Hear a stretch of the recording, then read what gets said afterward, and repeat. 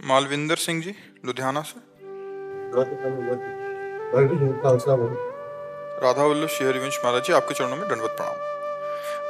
महाराज जी, निरंतर नाम जप व हर श्वास में नाम जप का प्रयास एवं अभ्यास करते हुए जब भी हम गुरुवाणी जी का पाठ, कीर्तन या कथा श्रवण करते हैं, उस समय नाम जप कैसे करना चाहिए? वही भजन का एक अंग नाम जप है। तो लीला कथा का जब हम गायन कर रहे हैं वो भी भजन है, जो गुरुवाणी का गायन कर रहे हैं वो भी भजन है, एकाग्रता पूर्वक सुन रहे हैं वो भी भजन है। जब हम अपनी गुरु सेवा में है या इष्ट सेवा में है, गुरुद्वारे में सेवा भी तो है ना, तो उस समय हमें शरीर से सेवा करनी है पर मन को नाम में जरूर लगाना है। लेकिन जब लीला कथा सुन रहे हैं तो उसमें शर्त नहीं कि नाम चलना चाहिए। फिर तो लीला कथा में ऐसे डूब जाओ कि जो गायन किया जा रहा है, जो श्रवण किया जा रहा है, उसमें हमारी तन्मयता हो जाए, तभी लीला कथा श्रवण का विशेष लाभ माना जाता है। जैसे श्रीमद् भागवत का जब गायन किया श्री गोकर्ण जी ने, तो धुंधकारी 7 दिन में भगवत प्राप्त हो गया और वो दिव्य भगवत पार्षद देह धारण करके भगवान का एक विमान आया पार्षदों के से, और उसमें विराज। तो गोकर्ण जी ने प्रश्न किया कि इतने लोगों को भागवत सुनाई गई, सबके लिए विमान लाना चाहिए, तो ये भेद कैसा? तो उन्होंने कहा धुंधकारी ने तन्मयता पूर्वक मनन किया, इन सबने मनन नहीं किया, केवल श्रवण मात्र किया, इसलिए इनको विमान नहीं आएगा।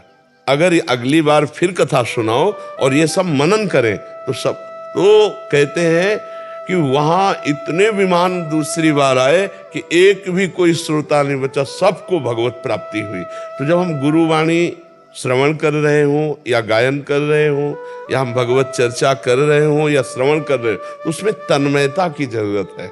हम तन्मय होकर सुने, उस समय नाम जप ना चलना वो दोष नहीं माना जाएगा, वो एक ही अंग है।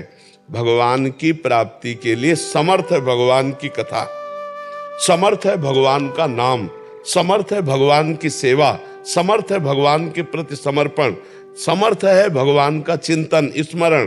तो किसी भी अंग में हम हैं तो भगवान से ही जुड़े हुए हैं, प्रभु से ही जुड़े हुए हैं। तो हमको ये नहीं, अब जैसे हम भगवत चिंतन में डूबे, ऐसे हम भगवत लीला गायन में, ऐसे भगवत लीला श्रवण में, ऐसे ही भगवत सेवा में, तो ये सब भगवत प्राप्ति का योग्य है, ये सब भजन माना जाता है। भजन का एक अंग जप है, तो भजन का एक अंग कथा श्रवण है, तो भजन का एक अंग है भगवत लीला गायन, तो भगवान सेवा एक, ये सब संपूर्ण मिलकर तब भजन बनता है जाकर के।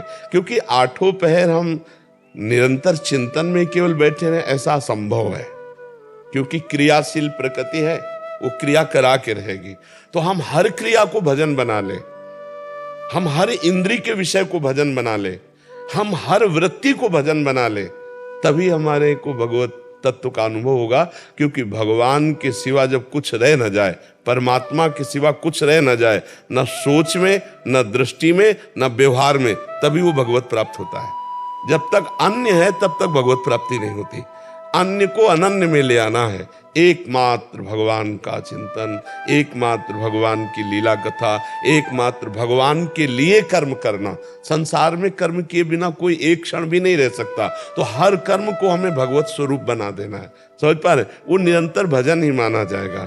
जैसे हम तन्मयता पूर्वक सेवा कर रहे हैं तो हो सकता है नाम छूट जाए, तो सेवा किन की कर रहे हैं? परमात्मा की तो कर रहे हैं।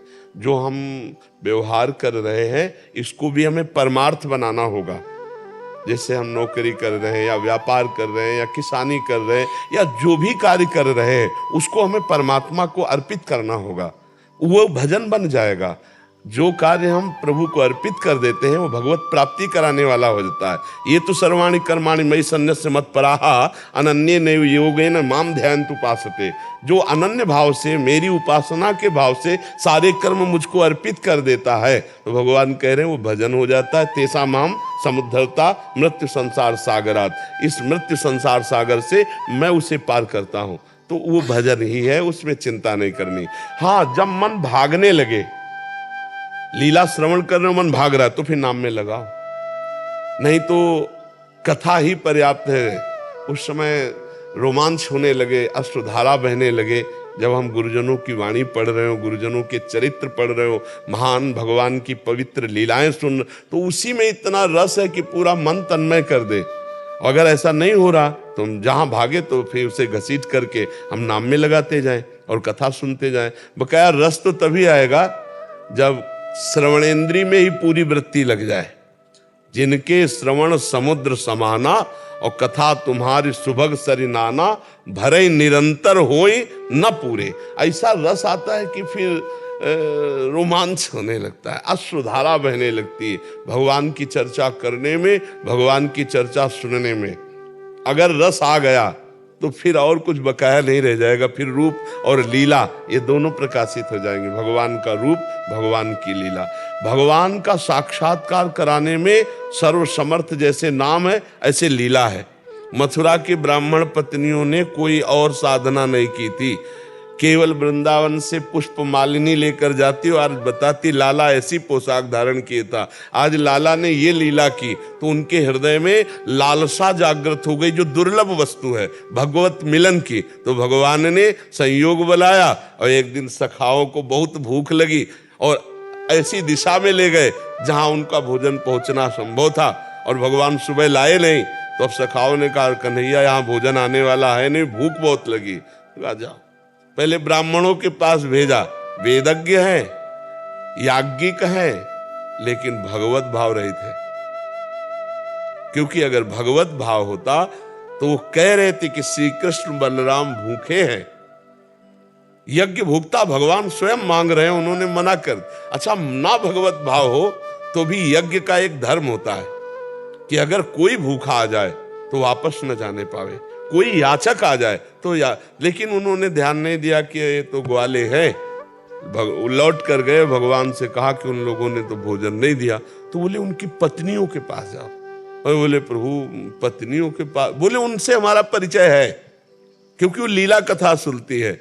और वो जे ही जाके ऐसी प्रार्थना की तो भर भर कर थाल किसी के रोके नहीं रुकी और भगवत साक्षात्कार हुआ और भगवान ने उनका प्रसाद पाया। तो हमें लगता है कि अगर भगवत लीला श्रवण में नाम छूट जाए तो कोई बात नहीं, क्योंकि वो भी भगवान का ही परम पावन चरित्र है, वो भी भगवत प्राप्ति कराने में समर्थ है।